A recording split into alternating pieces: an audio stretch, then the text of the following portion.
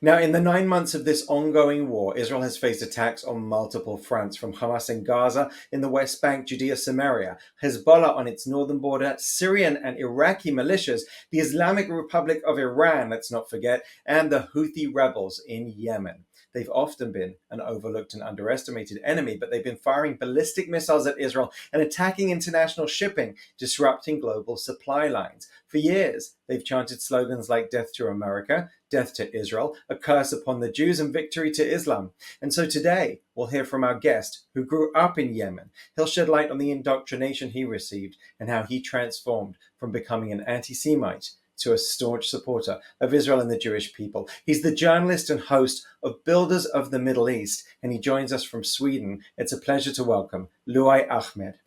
Luai, thank you so much for joining us. Great to have you with us. Thank you for having me.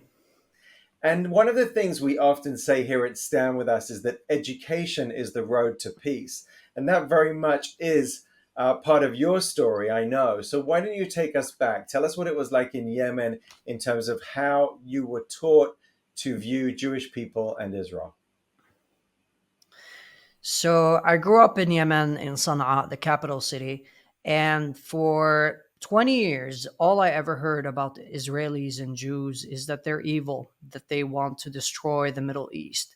And more than that, many conspiracy theories about them ruling the world and ruling the media. And they do it so that they can suppress the Muslims and the Christians. And above all, the biggest narrative is actually about Palestine.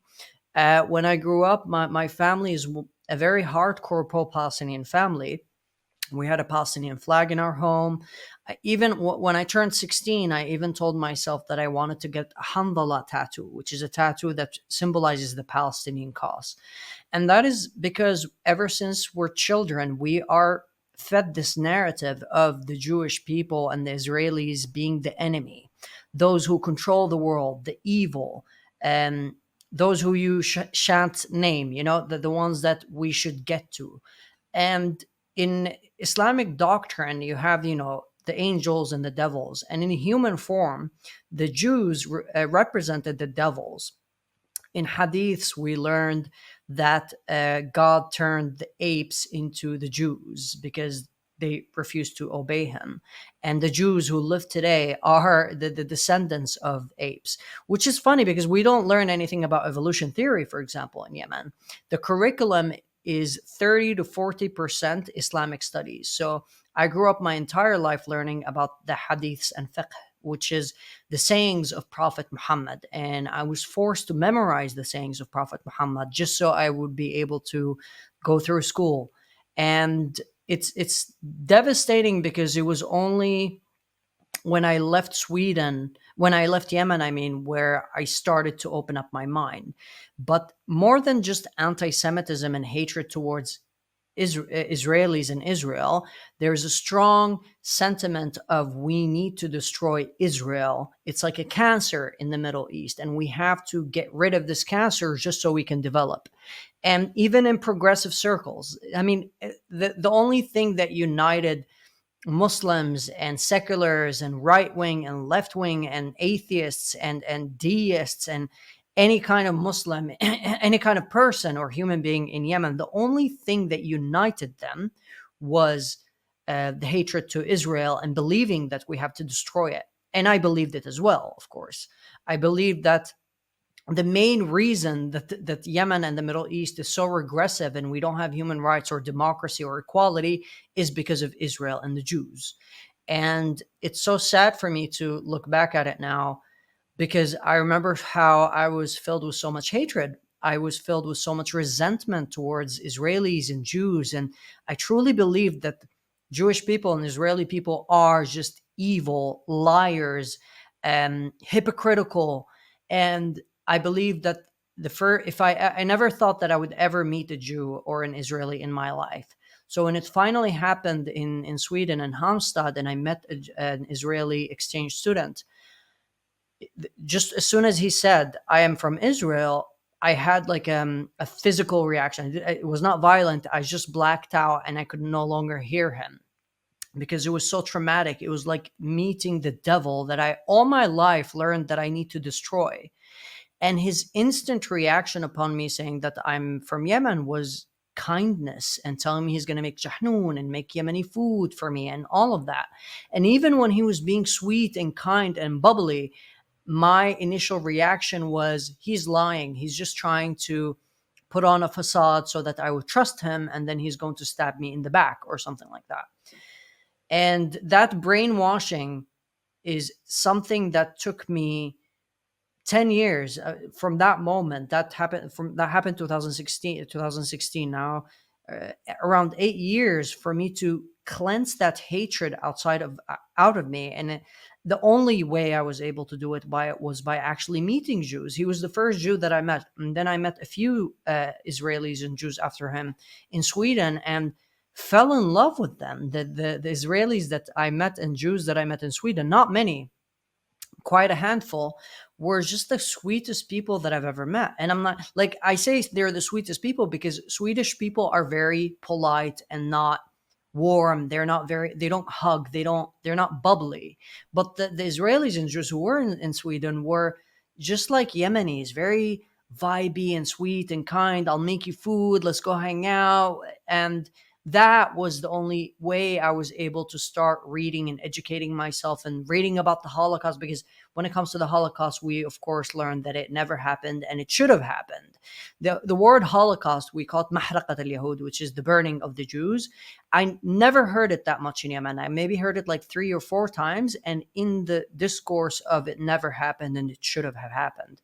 So it is very daunting to say all of these things, because when I talk to Israelis and Jews and I speak about this dire anti-Semitism, they don't understand just the depths of it. I know that Jews and Israelis are aware of international anti-Semitism, but when I tell you that I would sit in my mosque praying to God, and my imam would suddenly start repeating, "Kill the Jews, kill the Zionists, Allah will kill," was something that stuck with me. Was not just "May God kill the Jews, may God defeat the Zionists, may God kill the Israelis." The thing that really stuck with me was when they would repeat every Friday, "May God orphan them, make them orphans." Because when I was a kid, I remember, wait, that's a bit too harsh. Okay, Israelis and Jews and Zionists are evil, but make them orphans? That I wouldn't wish that upon my worst enemies, and the Jews and Zionists were my worst enemies. So that level of hatred made sense to me back then, because I was programmed to absorb the idea of Israelis and Jews as the devils reincarnated in human form. And I think now what we see, I interviewed a beautiful lady in Israel the other week, and I told her, "What do you think of Yemen?" And she said, I don't know anything about Yemen, but they're throwing missiles at us. What's up with that? Why do you hate us? What do we do to you?" And I didn't have time to explain to her, but I would have told her, My love, like, ever since we're children, our top leaders, our imams, our politicians brainwash us to believe that the murder and the deletion of the Israeli state and the Jewish people was the only way that we would be able to thrive and flourish. So anti-Semitism in Yemen and in the Middle East is something else. It's on steroids, because there is anti-Semitism in Sweden, but it's nothing compared to the anti-Semitism that I grew up with. And so there's a big leap, isn't there, between you educating yourself, meeting real Israelis and Jews, and then going out there publicly and making videos post October the 7th about how you feel and how you see the world. Tell us about some of the videos you've created and the impetus for why you did that. So actually, the turning point for me, there are so many turning points for me, so many things that, so like when I met the Jews and Israelis, to me it was like, oh, okay, they're nice, they're kind people, but I've only met like 4, 5 actually Jews, so like maybe they're not representatives of all the Jews. It was not something that I thought about a lot, but like I'm like, oh, I actually have some great Jewish friends and coworkers, and I love them, but I never paid it a deeper thought. I never sat and kind of like reflected upon it that much. When October 7 happened, it was very traumatic for me. It was the most I have very few traumatic days in my life. Like leaving Yemen to Sweden was the most traumatic day in my life. And then the second most traumatic day of my life would be October 7th. Because when I opened Twitter, the first thing that I saw was the video of Noah being carried by the on the motorbike, and I I thought it was a movie. I was reading the captions. I'm like, there's no way this is happening. And then the more that I started scrolling and I started seeing the footages, I started crying because of how disgusting the footage was and how heartbreaking it was. But to me, it was it was a moment of, oh my God, Luai, you would have thought that this was okay if you were still in Yemen and never met Jews and Israelis. You would have cheered on this. You would have thought that this was resistance, because all my life I've been hearing resistance and military resistance against Zionists and Jews is justified. And then upon that, I started seeing the reactions of my family members, of my friends, of people on the internet, of people's on the streets in Malmo and London and New York celebrating it. And that was the moment when I realized, wow, the Holocaust was real. The world is disgustingly and deeply anti Semitic because they don't know the Jewish people. They don't know my Jewish coworkers who I love so much. They don't know the beauty of the people, the few Jews that I met. Like my coworkers who were Jewish could have been in Israel. They could have been slaughtered. And here I see my family and my friends and people on the street everywhere cheering and clapping and saying this is a victory.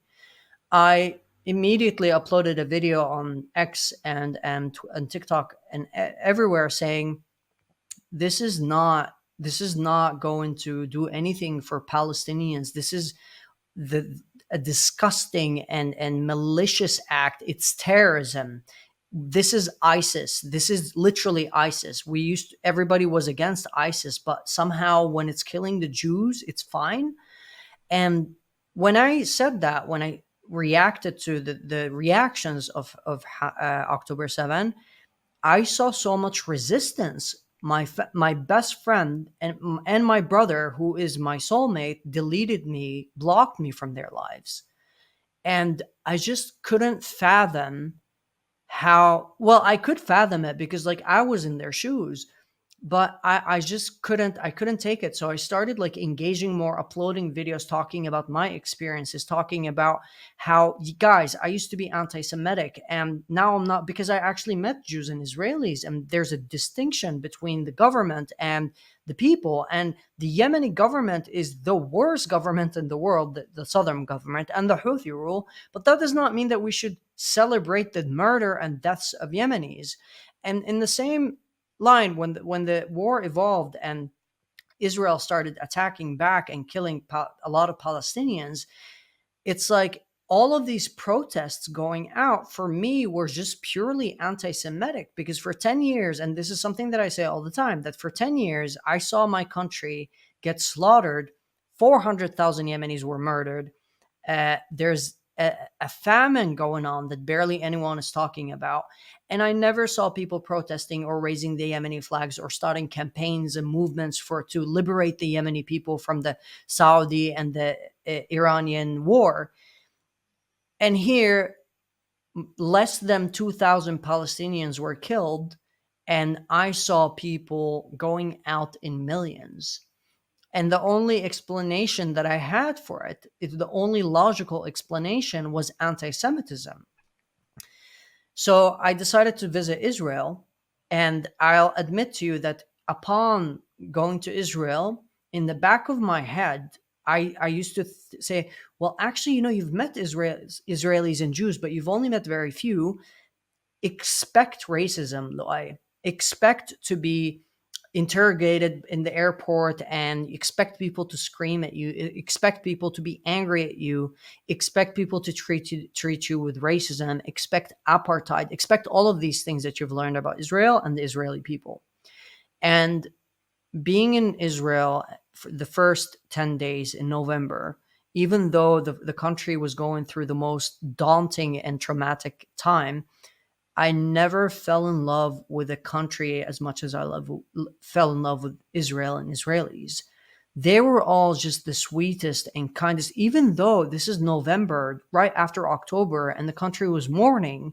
I immediately fell in love with the people and made so many friends and acquaintances and people that just went straight into my heart, like my closest best friends.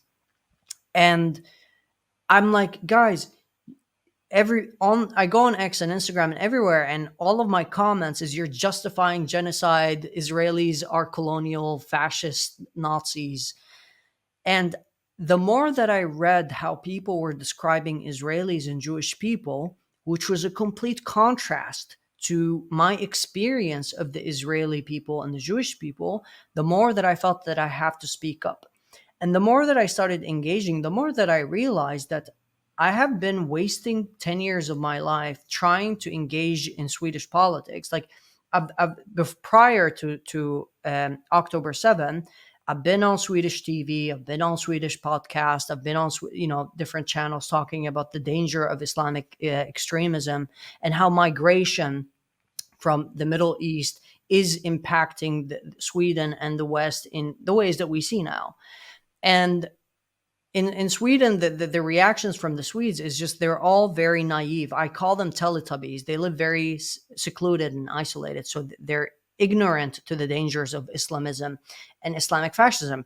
And many leftists, like far left people, used to call me like fascist and racist just because I say Islamism is a problem and Islamic terrorists are a threat to Sweden. So, what with the Israelis and the Jewish people, they are well aware of what Islamic terrorism and Islamic fascism leads to. They're very versed on the technicalities of Arabic and Islamic culture. So it did not feel like visiting a foreign country. It felt like I was visiting a country that was populated by the most beautiful aspects of the West and the East. It has the warmth and beauty and kindness and sweetness of the Middle East, and it has the liberation and human rights and democracy and progressive thinking and scientific based understanding of life of the West. And I immediately fell in love with Israel. So I continued my work, and I continue my work because the amount of people that I've lost around, if I count them, maybe like 6 people who are very close to me, including my brother and a best friend. And when it comes to my family members, they have all deleted me. Like, and we're a big family. We're like 50 plus people. Every single one of them has kind of like thrown me under the bus, and that just makes me feel like, wow, I need to speak up more about this because I need to let my Arab and Muslim family and friends understand how wrong they are. And now I make thoughtful videos that show the beauty of Israel, but also humanize Israelis, but also humanize the Palestinians, because I say that it is not the fault of the Palestinians that they get radicalized as they are. It is the mosques and it is the schools, the same ones that taught me to hate the Jews and the Israelis. They are doing the same thing in Palestine. So for me, the biggest issue at hand when it comes to Israel is the de-radicalization of the Palestinian population, because we do want a Palestinian state that is actually a Palestinian state that functions to serve the Palestinian people, not to eradicate Israel. And you mentioned a bit about the Houthis. So, how do you feel when you see protests on American university campuses and they're chanting "Yemen, Yemen, make us proud, turn another ship around"? At this time, when you've seen the Houthis, firing rockets towards Israel, causing havoc in global shipping, what would you like to tell those American students, or if you had the opportunity? I would tell them that my mother is a feminist human rights activist who has been fighting for human rights all her life, and the Houthis killed her best friend. The Houthis shut down her human rights organization. The Houthis shut down all human rights organizations in northern Yemen. The Houthis have dismantled and destroyed and demolished a country that was already destroyed and demolished.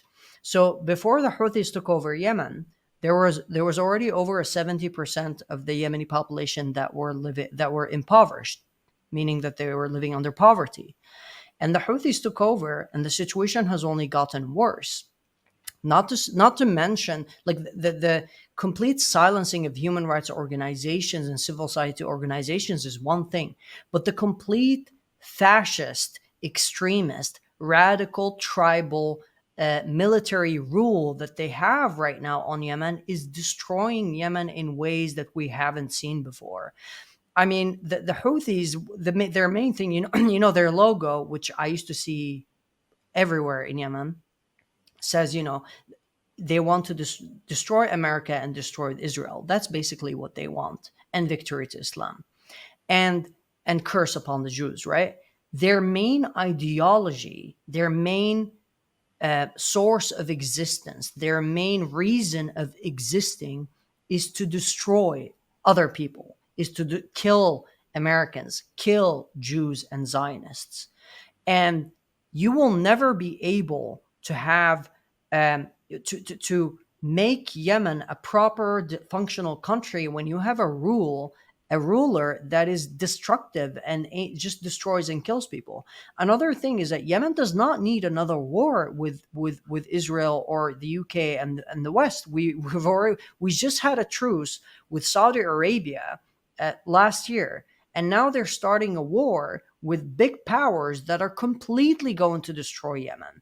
And then they're all going to go out and start protesting for Yemen, of course. Once Israel, I'm not sure if Israel is going to start attacking Yemen, but once Israel starts attacking Yemen, that will be the only time that we see people going out on the street and raising the Yemeni flag and saying free Yemen because of anti-Semitism. It's only when it's the Jewish and the Zionists, Jewish and Zionist people who are defending themselves, there and then people go out and start saying we have to defend the people that the Zionists are attacking. And these left, like far left, because mostly it's far left people who go out and say from the river to the sea and just support Palestine. Those people are also a part of the destruction of the West, because of them they have allowed, in Europe's case, in Sweden's case, they have allowed for an unregulated migration that just let in more than 2 million people from the Middle East without even asking them, without making sure that they are aligned with the values and the society of the Swedish country and the Swedish people. And now you see how Europe is turning upside down. And there's a right-wing wave and the populist wave that is taking over and sweeping across the entire world because of the leftists and the same people who go out and say destruction to the Zionist state and all of that. So these people, like, I honestly don't engage with leftists. I don't debate. I have gotten so tired in the past 10 years trying to explain to them what Islamic extremism is. Because once you say Islamic extremism, they just tell you that you're a fascist and a racist. So I wouldn't say anything to them, honestly. I make videos and I make content for the people that are accessible, who are able to absorb information, who are able to understand the complexities of the Middle East. But those people who just learned what a Palestine was like 8 months ago, I have nothing to say to them, honestly. And your content is powerful. It's really excellent, and it's very rich in information. Here at Stand With Us, we have a reach of 1.5 billion people on social media since October the 7th. But what many people don't know is that Arabic is actually our second most viewed language after English.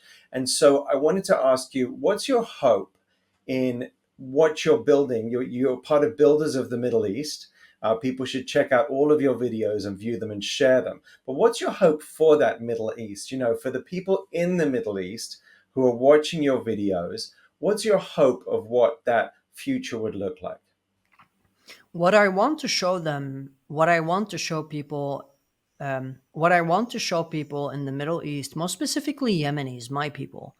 And the last video that I did in Israel has gone super viral in Yemen, by the way. And I have been a hot topic in Yemen for the past 6, 7 days. And most of them are just calling me a Zionist, an ignorant person, an idiot, a faggot. I'm not sure if I'm allowed to say this word here, but they have all just sexualized and demonized me because of my content, because of me being in Israel. And so, yes, so on the one hand, it's sad that all of the reactions have been very anti. People have written plenty of think pieces trying to decipher why Luai Ahmed, a Yemeni guy, went to Israel. Many conspiracy theories of me being paid by the Israeli government. And what I'm happy about is that it has led them to see me, like the video, if you've not seen it, is me being in Israel, talking to people and hugging people, having really fruitful conversations with people on the street, walking around in my Yemeni clothes, and just being my most authentic self in Israel without being, there's no apartheid. I don't see, I haven't been treated racistly by anybody. So it's like, I'm happy. I know for sure that there are tens of thousands of Yemenis who have seen the clip and have read and have followed the video and stuff, who are opening their minds and seeing, wow, like this is actually a Yemeni guy in Israel who's talking to people, who's going around vlogging like a normal person. Like, I even go around and tell people I'm from Yemen. What do you think of Yemen? And people's reaction are so like sweet and funny. So the Yemenis are seeing the Israelis, and they're watching this Yemeni interact with Israelis and Jews, and they're seeing the authenticity and the sweetness, the beautiful air in the video. And I know for sure that changes their minds, that opens their minds, that makes them realize that, wait, maybe they don't hate us that much, maybe we are the ones who hate them. So I'm hoping to change people's minds in the perspective of humanization of Jews and Israelis, because it's so daunting to me to, whenever I talk to my close friends, or because I do have many friends who are anti-Semitic and hate Israel.